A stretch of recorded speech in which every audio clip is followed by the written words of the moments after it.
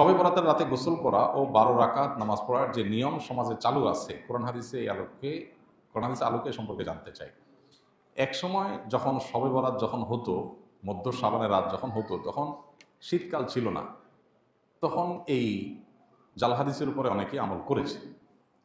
এখন আসলে এই জাল হাদিস ওই শুধু কিছু বই পুস্তকেই আছে, আমল করার লোকও নাই। কারণ যে শীত পড়ে দিনেই অনেকে গোসল করতে চায় না, কিসের রাতে গোসল করবে।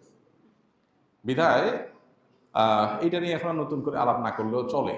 যারা এটাকে সওয়াবের কাজ মনে করে তারাও কয়জন গোসল করে এটা নিয়ে সন্দেহ আছে। খোলাসা কথা হলো যে শবে বরাত বা মধ্য শাবানের রাতে গোসল করার বিষয়ে কোনো হাদিস নবী সাল্লাল্লাহু আলাইহি ওয়াসাল্লাম থেকে সাব্যস্ত হয়নি। সেই সাথে ওই ১২ রাকাত নামাজের এরকম কোনো ধরাবাঁধা নামাজের কথাও হাদিসে বর্ণিত নাই। তবে এই রাতে আল্লাহ তাআলা হিংসুক এবং মুশরিক ছাড়া বাকি মানুষদেরকে সাধারণ ক্ষমা ঘোষণা করেন, মর্মে হাদিস আছে। যার কারণে মানুষ আল্লাহর কাছে ক্ষমা চাইলো, ক্ষমা চাওয়ার মতো বুঝেই কাজ করলো, সেটা হতে পারে। কিন্তু কোনো ফিক্সড আমল, কোনো ফিক্সড রাকাত সংখ্যা এরকম কোনো কিছুই নবী সাল্লাল্লাহু আলাইহি ওয়াসাল্লাম থেকে বিশুদ্ধভাবে বর্ণিত হয়নি।